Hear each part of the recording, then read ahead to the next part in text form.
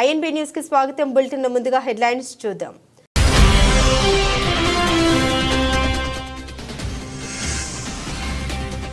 Pacific ద్వీప దేశాన్ని కుదిపేసిన భారీ భూకంపం. నెట్టింట వైరల్ అవుతున్న వీడియోలు.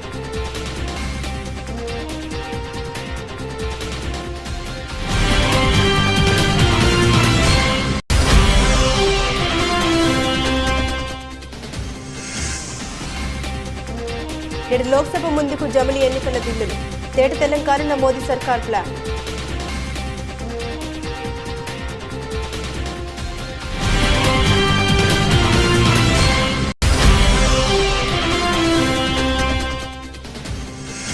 ఏడాది పాలనలో కాంగ్రెస్ ప్రభుత్వం చేసిన అప్పు 1,27,208 కోట్లు.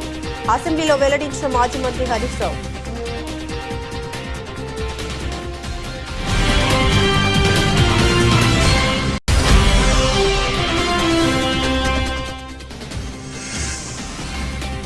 తెలంగాణలో హరిత విప్లవం దిశగా కీలక అడుగులు.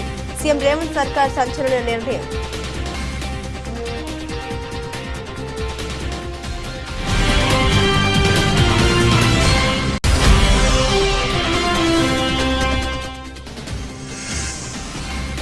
పోలవరం ప్రాజెక్టు ట్రెండ్ మార్చేసిన ముఖ్యమంత్రి చంద్రబాబు నాయుడు. 2026కే టార్గెట్ సెట్ చేసిన AP CM.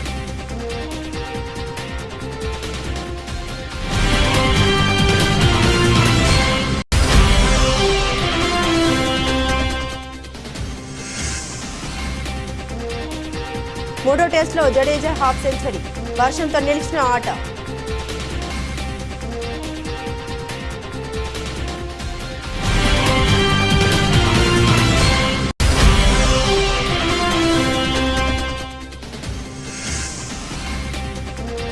Mahesh Rajamouli cinema జనవరిలో షూరు. సంక్రాంతి తర్వాత రెగ్యులర్ షూట్ ప్లాన్ చేసిన జక్కన్న.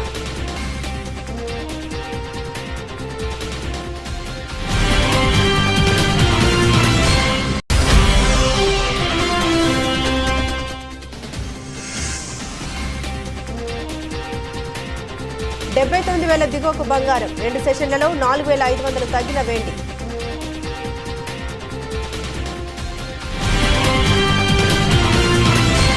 దక్షిణ పసిఫిక్ మహాసముద్రంలోని వనౌటు తీరంలో మంగళవారం భారీ భూకంపం సంభవించింది. యుఎస్జిఎస్ తెలిపిన వివరాల ప్రకారం భూకంప తీవ్రత 7.3గా నమోదైంది. భూకంపం 57 కిలోమీటర్ల లోతులో సంభవించింది. ద్వీప దేశంలో అతిపెద్ద నగరమైన పోర్ట్ విలాకు పశ్చిమాన 30 కిలోమీటర్లు కేంద్రీకృతమైంది. అదే ప్రదేశానికి సమీపంలో 5.5 తీవ్రతతో భూకంపం సంభవించింది. మరోవైపు భారీ భూకంపం కారణంగా స్థానికంగా సునామీ హెచ్చరికలు జారీ చేశారు. భూకంపం సంభవించిన ప్రాంతంలో ప్రాథమిక సమాచారం మేరకు భారీ నష్టం జరిగినట్లు తెలుస్తోంది. భూకంపం కారణంగా పలు ప్రాంతాల్లో భవనాలు ధ్వంసమయ్యాయి. ఇందుకు సంబంధించిన వీడియోలు సోషల్ మీడియాలో వైరల్ అవుతున్నాయి. ఈ వీడియోల దృశ్యాల ప్రకారం భారీగానే నష్టం వాటిల్లినట్టు తెలుస్తోంది. భారీ అలలు పోర్టు విలాకు చేరుకున్నాయి. వనౌట్లో కొండ చర్యలు విరిగిపడ్డట్లు తెలుస్తోంది. ఇందుకు సంబంధించిన ఫోటోలు సైతం సోషల్ మీడియాలో వైరల్ అయ్యాయి. భూకంపం తీవ్రత ఎక్కువగా ఉండడంతో కొన్ని సెకండ్ల పాటు భూమి కంపించినట్లు వీడియోలు చూడొచ్చు. ఈ క్రమంలో స్థానిక ప్రజలు ఇళ్ల నుండి బయటకు పరుగులు పెట్టారు.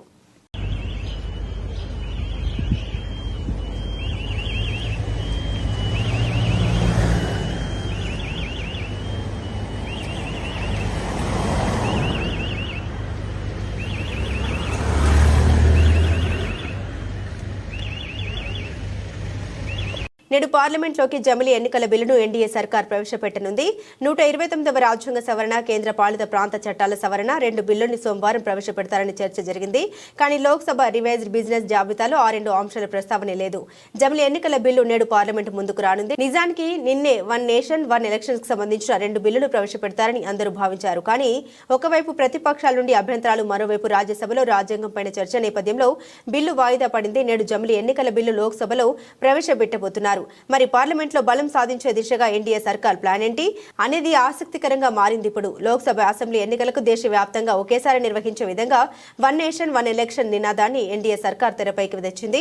ఇటీవల జమిలి ఎన్నికల బిల్లును కేబినెట్ ఆమోదించింది. 129వ రాజ్యాంగ సవరణ, కేంద్ర పాలిత ప్రాంత చట్టాల సవరణ 2 బిల్లులను సోమవారం ప్రవేశపెడతారని చర్చ జరిగింది. కానీ లోక్సభ రివైజ్డ్ బిజినెస్ జాబితాలో ఆ 2 అంశాల ప్రస్తావనే లేదు. దాంతో వాయిదా అంశంపై తెరపైకి వచ్చింది.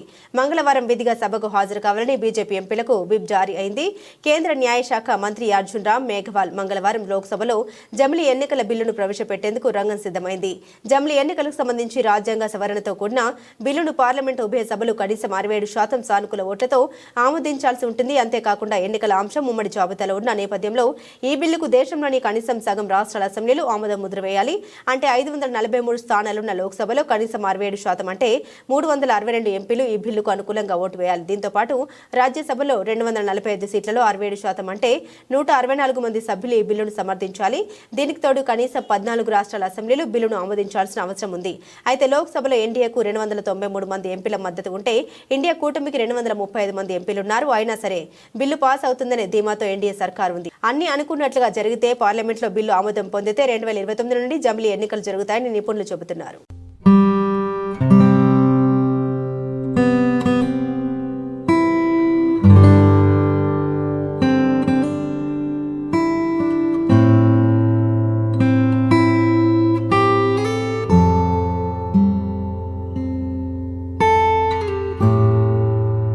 ఏడాది పాలనలో కాంగ్రెస్ ప్రభుత్వం చేసిన అప్పులపై శాసనసభలో మాజీ మంత్రి బీఆర్ఎస్ ఎమ్మెల్యే హరీష్ రావు తీవ్రంగా స్పందించారు. ఏడాది కాలంలో 52,000 కోట్లు మాత్రమే అప్పు తీసుకున్నామని ఆర్థిక మంత్రి భట్టి విక్రమార్క పేర్కొన్నారు. ఈ సందర్భంగా హరీష్ రావు మాట్లాడారు. రాష్ట్ర ప్రభుత్వం ఎఫ్ఆర్బిఎం కింద తీసుకున్న అప్పులు 51,277 కోట్లు. ఈ రోజు ఉదయం reserve bank of India report కూడా తీసుకున్నాను. ఈ రోజుకు కలిపితే ఇంకో 3,000 కోట్లు పెరిగింది. అంటే ఎఫ్ఆర్బిఎం కింద 55,277 కోట్లు తీసుకున్నట్టు రిపోర్టు ఉంది. కార్పొరేషన్ గ్యారంటీల కింద 61,991 కోట్లు, మరో 10,099 కోట్లు గ్యారంటీలు లేకుండా తీసుకున్నారు. మొత్తంగా ఈ ఏడాది పాలనలో కాంగ్రెస్ ప్రభుత్వం తీసుకున్న అప్పు ఎంతంటే 1,27,208 కోట్లు. అలాగే కొనసాగితే 5 ఏళ్లలో అయ్యే అప్పు 6,36,040 కోట్లు అని హరీష్ రావు తెలిపారు. అధ్యక్ష, ఈ మధ్య కాలంలో కాంగ్రెస్ పార్టీ నాయకులు వైట్ పేపర్, కాంగ్రెస్ పార్టీ పెట్టిన వైట్ పేపర్ బుక్ కూడా తెచ్చాను అధ్యక్ష. ఇది వైట్ పేపర్. అదేవిధంగా భట్టి విక్రమార్క గారు ఈ సభలో పెట్టిన పేపర్. దీని ఆధారంగా నేను పోయినసారి బడ్జెట్ సమావేశాల్లో కూడా చాలా స్పష్టంగా చెప్పాను. మీరు గతంలో బీఆర్ఎస్ పార్టీ 10 ఏళ్ల కాలంలో 671 అని ఒకరంటారు, 7 లక్షల కోట్లని ఒకరంటారు, 711 అని నోటికొచ్చినట్టు మాట్లాడుతున్నారు. I challenge in this house, ఒకరోజు స్పెషల్గా డిబేట్ పెడతారా పెట్టండి, లేదు ఆడిటర్లను పిలిచి పెడతారా, ఫైనాన్స్ డిపార్ట్మెంట్ పెట్టి పిలుస్తారా పిలవండి. ఐ వాంట్ టు ప్రూవ్ 10 ఏళ్ల బీఆర్ఎస్ కాలంలో జరిగిన మొత్తం అప్పు కేవలం 4,17,496 మాత్రమే. కానీ గోరంతలు కొండంతలు చేసి గోబల్స్ ప్రచారం చేసేటువంటి ప్రయత్నాన్ని ఈ సభ ద్వారా నేను తీవ్రంగా ఖండిస్తూ ఉన్నాను.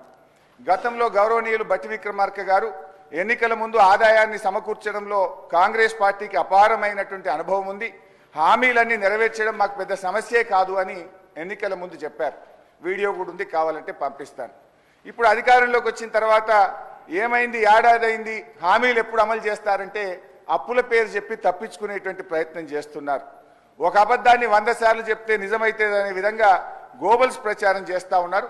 అందుకే ఈ శాసనసభ వేదికగా సభ్యులకు రాష్ట్ర ప్రజలకు కూడా ఈ 7 లక్షల కోట్ల అప్పు అని కాంగ్రెస్ పార్టీ చేస్తున్న ప్రచారం తప్పు అని ఈ సభ ద్వారా రాష్ట్ర ప్రజలకు నేను తెలియజేయదలుచుకున్న అధ్యక్ష. తెలంగాణలో కాంగ్రెస్ అధికారంలోకి వచ్చి ఏడాది పూర్తయింది. స్వరాష్ట్రంలో 10 ఏళ్లుగా ఎదురేదనుకున్న గులాబీ పార్టీని ఓడించి తెలంగాణకు రెండో ముఖ్యమంత్రిగా రేవంత్ రెడ్డి ప్రమాణ స్వీకారం చేశారు. ఇక అంతే దూకుడుగా రేవంత్ రెడ్డి పాలనలో దూసుకుపోతున్నారు. ఈ క్రమంలోనే సుస్థిర అభివృద్ధి, పర్యావరణ పరిరక్షణ కోసం కీలక నిర్ణయాలు తీసుకుంటున్నారు సీఎం. ప్రపంచవ్యాప్తంగా సవాలుగా మారుతున్న వాతావరణ మార్పుల్ని అధిగమించేందుకు గాను రేవంత్ రెడ్డి ఈ దిశగా అడుగులు వేస్తున్నారు. ఇందులో భాగంగానే పర్యావరణ పరిరక్షణపై దృష్టి సారించారు. కాలుష్య నియంత్రణ, పర్యావరణ పునరుద్ధరణ, పునరుత్పాదక ఇంధనంతో పాటుగా తెలంగాణకు పచ్చదనం, భవిష్యత్ తరాలకు అందించేందుకు కీలక ముందడుగు వేశారు రేవంత్ రెడ్డి. పర్యావరణ పునరుద్ధరణలో భాగంగా ముఖ్యమంత్రి రేవంత్ రెడ్డి తీసుకున్న ముఖ్యమైన ప్రాజెక్టుల్లో సరస్సులు, చెరువుల పునరుద్ధరణ ప్రధానమైంది. ఒకప్పుడు చెరువులకు, సరస్సులకు పెట్టింది పేరైన భాగ్యనగరంలో కబ్జాల కారణంగా చెరువులు, కుంటలు కుదించుకుపోయి ఉనికిని కోల్పోతున్నాయి. ఈ నేపథ్యంలో రేవంత్ రెడ్డి అధికారంలోకి రాగానే హైడ్రా పేరుతో ప్రత్యేక వ్యవస్థను ప్రవేశపెట్టారు. దీంతో చెరువులోని అక్రమ కట్టడాలు కట్టడాలను పనిపడుతున్నారు. ఇందులో భాగంగా ఇప్పటి వరకు 75 చెరువుల పునరుద్ధరణకు శ్రీకారం చుట్టారు. హైదరాబాద్ మహానగరం పరిధిలోని మొత్తం 2000 చెరువుల రూపురేఖలు మార్చేందుకు ప్రణాళిక సిద్ధం చేశారు. ఇందులో భాగంగా నిర్జీవమైన నీటి వనరుల్ని పునరుద్ధరించనున్నారు. జీవ వైవిధ్యాన్ని మెరుగుపరచడంతో పాటుగా భూగర్భ జలాలు నిండేలా ప్రణాళిక చేస్తున్నారు.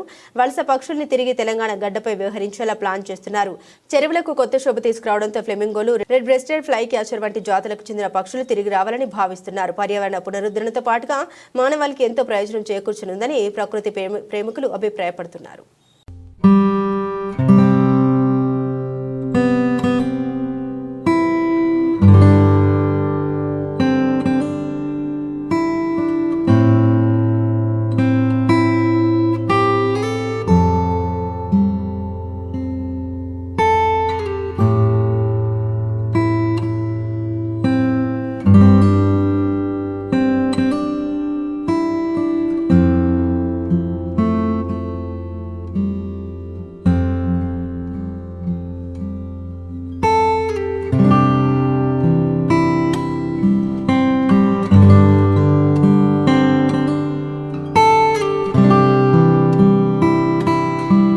కూటమి ప్రభుత్వం అధికారంలోకి వచ్చిన తర్వాత పోలవరం పనుల్లో వేగం పెంచింది. నిర్దిష్ట కాల పరిమితితో ప్రణాళిక రూపొందించి పూర్తి చేయాలన్న లక్ష్యంతో ముందుకెళ్తుంది. ఈ నేపథ్యంలోనే ఎప్పటికప్పుడు పనుల పురోగతిపై అధికారులతో ముఖ్యమంత్రి సమీక్షిస్తూనే ఉన్నారు. పోలవరం ప్రాజెక్టు ట్రెండ్ మార్చారు ఆంధ్రప్రదేశ్ ముఖ్యమంత్రి నారా చంద్రబాబు నాయుడు. ఇక ఇప్పటి వరకు పోలవరం ప్రాజెక్టు డెడ్ లైన్లు పెరుగుతూ పోయాయి. కానీ చంద్రబాబు ప్రాజెక్టు డెడ్ లైన్ కుదించారు. అక్టోబర్ 2026 కల్లా ప్రాజెక్టును పూర్తి చేయాలని ఆదేశించారు. పనుల్లో వేగం పెంచారు. టార్గెట్ 2026 పోలవరం ప్రాజెక్టు గడువు కుదింపు, బుల్లెట్ స్పీడ్తో ప్రాజెక్టు పూర్తి చేయాలని సీఎం చంద్రబాబు కీలక ఆదేశాలు జారీ చేశారు. పోలవరం ప్రాజెక్టు ఏపీకి జీవనాడి అన్నారు చంద్రబాబు. ఈ ప్రాజెక్టులో 7,20,000 ఎకరాల కొత్త ఆయకట్టు అందుబాటులోకి వస్తుందన్నారు. 28 లక్షల మందికి తాగునీరు అందుతుందన్నారు. కొత్తగా 960 మెగావాట్ల విద్యుత్ ఉత్పత్తి అందుబాటులోకి రానుంది. అక్టోబర్ 2026 నాటికి పోలవరం ప్రాజెక్టు పూర్తి చేయాలని లక్ష్యంగా పెట్టుకున్నట్లు ఏపీ ముఖ్యమంత్రి చంద్రబాబు ప్రకటించారు. 2025 డిసెంబర్ నాటికి డయాఫ్రామ్ వాల్ పూర్తి కావాలని అధికారులను ఆదేశించారు. సోమవారం పోలవరం ప్రాజెక్టు పనుల్ని స్వయంగా పరిశీలించారు సీఎం చంద్రబాబు. పోలవరం గ్యాప్ 1 పనుల్ని పర్యవేక్షించారు. డయాఫ్రామ్ వాల్ నిర్మాణ పనుల్ని పరిశీలించిన చంద్రబాబు పనుల పురోగతిపై ఆరా తీశారు. అనంతరం అధికారులతో సమీక్ష నిర్వహించారు. పోలవరం పనులు ఎంత ఆలస్యమైతే ఏపీ ప్రజలకు అంత నష్టమని, అందుకే వేగంగా ప్రాజెక్టు పనుల్ని పూర్తి చేయాలని సీఎం చంద్రబాబు అధికారులను ఆదేశించారు. పోలవరం అమరావతి రాష్ట్రానికి 2 కళ్ళు అని చంద్రబాబు అన్నారు. పోలవరం పూర్తి చేసి నదులను అనుసంధానం చేస్తే రాష్ట్రానికి గేమ్ చేంజర్ అవుతుందన్నారు. పట్టిసీమ ద్వారా కృష్ణానదికి అనుసంధానం చేశామన్నారు చంద్రబాబు. గొల్లపల్లి రిజర్వాయర్ వస్తే చాలా వరకు ఇబ్బంది ఉండదన్నారు. వెలుగొండ ఇరిగేషన్ కు కూడా నీళ్లు ఇచ్చే పరిస్థితి వస్తుందన్నారు. అక్కడి నుండి బనకచెర్లకు నీటిని తీసుకెళ్లొచ్చన్నారు. ప్రాజెక్టు 50 లక్షల క్యూసెక్లు డిశ్చార్జ్ చేసే సామర్థ్యం ఉందన్నారు. 93 మీటర్లు డయాఫ్రామ్ వల్ల అత్యంత ఎత్తైన స్పిల్వే గేట్లు ఏర్పాటు చేస్తున్నామని సీఎం తెలిపారు. పోలవరం ప్రాజెక్టుతో బహుళ ప్రయోజనాలు ఉన్నాయని చంద్రబాబు వెల్లడించారు.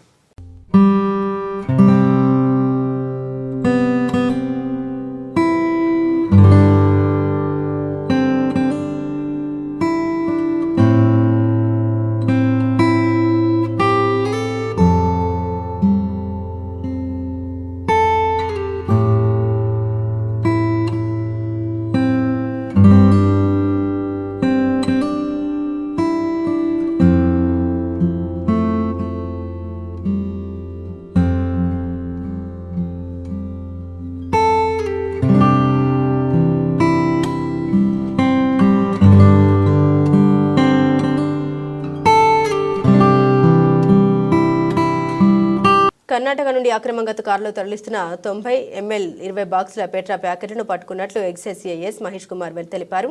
స్థానిక ఎక్సైజ్ శాఖ కార్యాలయంలో శనివారం సాయంత్రం ఏర్పాటు చేసిన విలేకరుల సమావేశంలో ఆయన వివరాలు వెల్లడించారు. రాబడిన సమాచారం మేరకు deputy commissioner Nagamaddaiah, assistant commissioner Muniswamy, incharge excise superintendent Revathi ఆదేశాలతో శనివారం తెల్లవారుజామున మొలకాలమూరు చెక్పోస్ట్ వద్ద దాడులు నిర్వహించినట్లు ఆయన తెలిపారు. ఈ క్రమంలోనే ఓ ఎరుపు రంగు కారు అటుగా వస్తున్న మమ్మల్ని చూసి కారులో ఉన్న వ్యక్తులు పరుగులు తీశారు. మా సిబ్బంది వెంబడించి 3 వ్యక్తులు పట్టుకుని కారు స్వాధీనం చేసుకున్నట్లు తెలిపారు. ఇందులో పైతోటకు చెందిన నాయకులు హనుమంతు, వేపరాల గ్రామానికి చెందిన బోయలింగప్ప, రేకులకుంట గ్రామానికి చెందిన వరిప్రసాదులుగా గుర్తించామన్నారు. పై 3 ఇదివరలోనే అక్రమ కర్ణాటక మద్య రవాణాలో ముద్దాయిలుగా ఉన్నారని వెల్లడించారు. దాడులు నిర్వహించడమైంది. అక్కడ ఉన్న అనుమానాస్పదంగా వచ్చేటువంటి వెహికల్స్ను వాహనం తనిఖీ చేస్తా అంటే ఒక ఎరుపు రంగు కారు డిటెక్ట్ చేయడం జరిగింది. వాళ్ళు మమ్మల్ని చూసి వాహన తనిఖీలు గమనించి పారిపోతూ ఉంటే వాళ్ళు పట్టుకొని నిలుపుదల చేసి వాహనాన్ని తనిఖీ చేస్తే అందులో 20 బాక్సుల కర్ణాటక మద్యం ఉంది. సో ఆ 20 బాక్సుల కర్ణాటక మద్యము ఆ ముద్దాయిల్ని విచారణ చేస్తే దాంట్లో మొదటి వ్యక్తి నాయకుల హనుమంతు. సో ఇతను పైతోట గ్రామానికి చెందినటువంటి వ్యక్తి. గత కొద్ది కాలంగా రాయదుర్గం పరిసర ప్రాంతాలకు కర్ణాటక మద్యాన్ని అక్రమంగా సరఫరా చేస్తున్నాడు. అదేవిధంగా ఇంకో వ్యక్తి బోయ లింగప్ప అనే వ్యక్తి వేపరాల గ్రామానికి చెందినటువంటి వ్యక్తి, రాయదుర్గం మండలంలోని ఇది. అతను కూడా తన గ్రామంలో ఈ కర్ణాటక మద్యాన్ని కొనుగోలు చేసి తక్కువ ధరలకు ఎక్కువ మొత్తంలో అమ్మి లాభాలు గడిస్తున్నారు. ఇక మూడో వ్యక్తి వరప్రసాద్. ఈ బోయ లింగప్ప, వరప్రసాద్ అనే వీళ్ళ మీద పాత ఎక్సైజ్ కేసులు ఉన్నాయి. వరప్రసాద్ రేకులకుంట. ఇతడు ఇంతకుముందు కూడా ఒక కారు కేసులో పట్టుబడినాడు. వీళ్ళందరూ కూడా ఒక ముఠాగా ఏర్పడి కర్ణాటక రాష్ట్రం హనగల్లులోని బార్కు దగ్గర తక్కువ రేటుకు లిక్కర్ కొని అన్ని ప్రాంతాలకు సరఫరా చేస్తూ ఉన్నారు. సో విత్ ఎవిడెన్స్ వీళ్ళందరినీ కూడా అదుపులోకి తీసుకొని వీళ్ళ మీద కేసు నమోదు చేసి రిమాండ్కి అనేది పంపడం జరుగుతుంది. అదేవిధంగా డిప్యూటీ కమిషనర్ శ్రీ నాగమదయ్య గారు, అసిస్టెంట్ కమిషనర్ శ్రీ మునిస్వామి గారు, incharge excise superintendent Revathi madam గారు వీళ్ళ ఆదేశాల మేరకు ఈ దాడులు నిర్వహించడం అయింది. వీళ్ళందరూ కూడా తక్కువ కాలంలో ఎక్కువ లాభాలు పొందాలని చెప్పేసి దురాశకు గురై ఈ రకమైనటువంటి కార్యక్రమాలు చేసి వాళ్ళ జీవితాలు నాశనం చేసుకుంటున్నారు.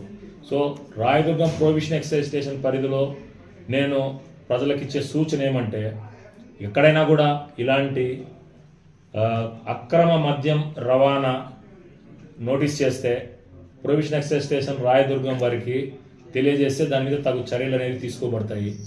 అదేవిధంగా రాయదుర్గం ప్రొహిబిషన్ ఎక్సైజ్ స్టేషన్ పరిధిలో ఉన్నటువంటి పాత ముద్దాయిలందరికీ తెలియజేయడం ఏమంటే, ప్రభుత్వం వారు ఈ కర్ణాటక అక్రమ మద్యం రవాణా మీద చాలా కఠినంగా వ్యవహరిస్తూ ఉంది.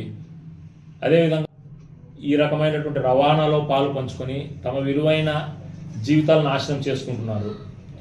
సో వీరందరికీ ఇది హెచ్చరిక అయినా అనుకోండి, లేకపోతే విజ్ఞప్తి అయినా అనుకోండి, దయచేసి కర్ణాటక అక్రమ మద్యం రవాణాలో పాల్గొనొద్దు, మీ విలువైన జీవితాలు నాశనం చేసుకోవద్దు.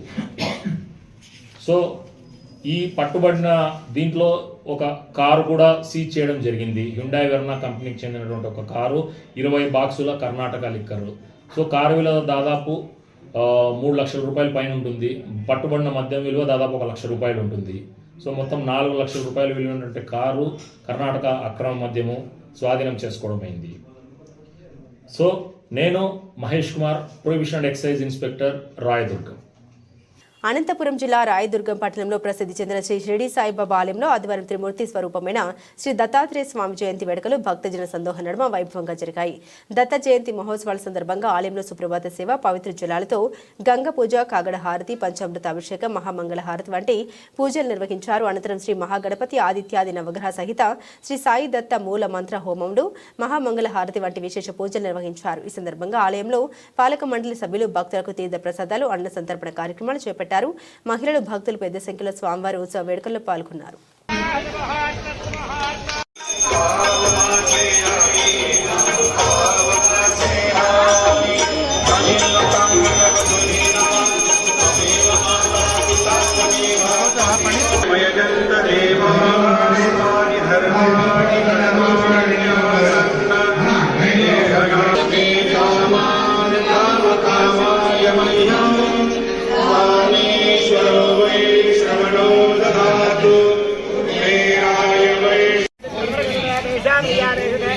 మూడో టెస్టులో భారత్ ఎదురొడ్డుతుంది. కేఎల్ రాహుల్, జడేజా మినహా బ్యాటర్లంతా విఫలమవడంతో పీకల్లోతు కష్టాలు కూరుకుపోయింది.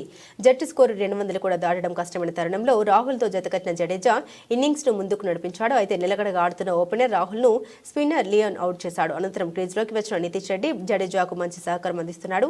ఈ క్రమంలో సీనియర్ ఆల్రౌండర్ 82 బాల్స్లో 50 రన్స్ పూర్తి చేసుకున్నాడు. అయితే వర్షం పదే అడ్డుపడుతూ ఉండడంతో మ్యాచ్ను అంపైర్లు నిలిపివేశారు. ప్రస్తుతం భారత్ 6 వికెట్ల నష్టానికి 180 రన్స్ చేసింది. జడేజా 88 బాల్స్లో 52 పరుగులు, నితీష్ 26 బాల్స్లో 9 రన్స్తో క్రీజ్లో ఉన్నారు. టీమిండియా ఇంకా 265 పరుగులు వెనుకంజలో ఉంది.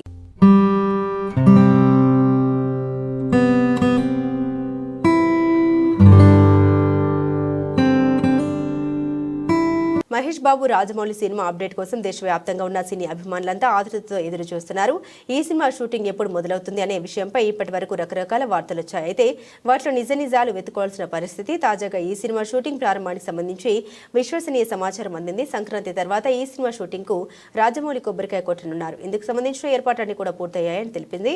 హైదరాబాద్ రామోజీ ఫిల్మ్ సిటీతో పాటుగా నగర శివార్లలో కొన్ని భారీ సెట్లను కూడా రూపొందించారు. తొలి షెడ్యూల్ వాటిలోనే జరుగుతుందట. సంక్రాంతి తర్వాత షూటింగ్ మొదలుపెట్టి ఏప్రిల్ వరకు చిత్రీకరణ జరుపుతారని సమాచారం. తర్వాతి షెడ్యూల్ విదేశాల్లో ఉంటుందట. ఈ సినిమా అధికారిక ప్రకటనకు సంబంధించిన గ్లిమ్స్ ఇప్పటికే సిద్ధమైంది.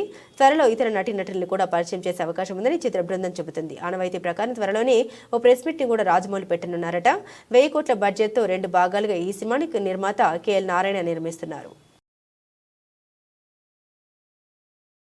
వరుసగా రెండో సెషన్లో బంగారం ధరలు తగ్గుముఖం పట్టాయి. దేశ రాజధాని ఢిల్లీలో సోమవారం తులం బంగారం ధర 1150 క్షీణించి 78,350 రూపాయలకు చేరుకుంది. శుక్రవారం 99.9% స్వచ్ఛత గల బంగారం తులం ధర 79,500 వద్ద ముగిసింది. 99.5% స్వచ్ఛత గల బంగారం తులం ధర 1,150 నష్టంతో 77,950 వద్ద ముగిసింది. గత 2 సెషన్లలో కిలో వెండి ధర 4,500 రూపాయలు తగ్గితే తాజాగా సోమవారం 300 పతనమై 92,500కు చేరుకుంది. శుక్రవారం కిలో వెండి ధర 92,800 వద్ద స్థిరపడింది. మార్కెట్లో అనిశ్చితికి తోడు అమెరికా అధ్యక్షుడిగా డొనాల్డ్ ట్రంప్ ఎన్నికైనప్పటి నుండి బంగారం ధరలు దిగి వస్తున్నాయి. మల్టీ కమోడిటీ ఎక్స్చేంజ్ MCXలో ఫిబ్రవరి డెలివరీ తులం బంగారం 143 పతనమై 77,279 రూపాయలకు చేరుకుంది. ఇంట్రాడే ట్రేడింగ్లో తులం బంగారం ధర 76,904, 77,295 మధ్య తచ్చాడింది. కిలో వెండి మార్చి డెలివరీ ధర 319 పెరిగి 91,320 వద్ద నిలిచింది. ఇక అంతర్జాతీయ మార్కెట్లో కామెక్స్ గోల్డ్ ఫ్యూచర్లో ఔన్స్ బంగారం ధర $2.70 వృద్ధి చెంది $2,678.50 పలికింది. కామెక్స్ సిల్వర్ ఫ్యూచర్ లో ఔన్స్ వెండి ధర $31.11 వద్ద స్థిరపడింది.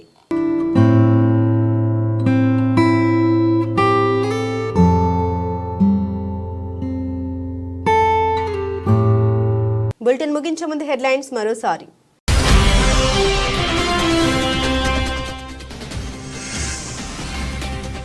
పసిఫిక్ ద్వీప దేశాన్ని కుదిపేసిన భారీ భూకంపం. నెట్టింట వైరల్ అవుతున్న వీడియోలు.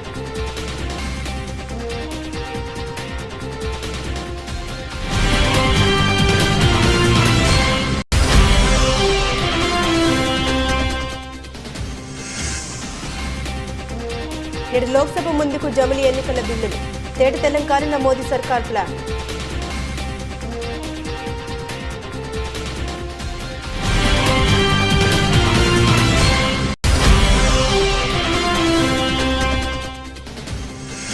ఏడాది కాలంలో కాంగ్రెస్ ప్రభుత్వం చేసిన అప్పు 1,27,208 కోట్లు. అసెంబ్లీలో వెల్లడించిన మాజీ మంత్రి హరీష్ రావు.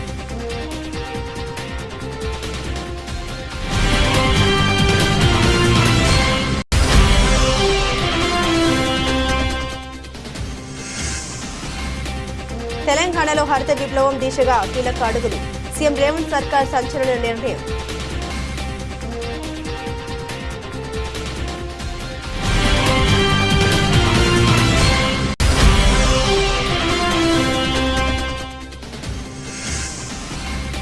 పోలవరం ప్రాజెక్టు ట్రెండ్ మార్చేసిన ముఖ్యమంత్రి చంద్రబాబు నాయుడు. 2026కే టార్గెట్ సెట్ చేసిన AP CM.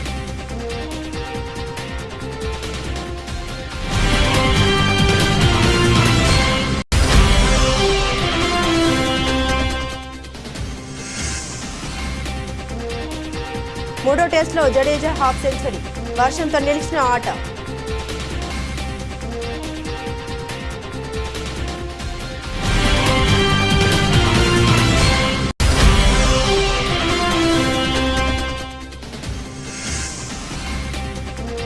Mahesh Rajamouli cinema జనవరిలో షూరు. సంక్రాంతి తర్వాత రెగ్యులర్ షూట్ ప్లాన్ చేసిన జక్కన్న.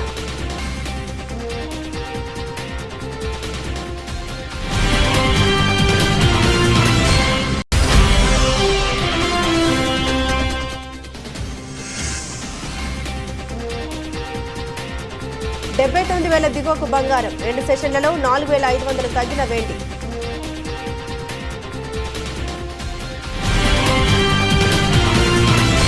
ఇవి బులెటిన్లోని విశేషాలు. తిరిగి మరో బులెటిన్తో మళ్ళీ కలుసుకుందాం. అంతవరకు సెలవు. నమస్కారం.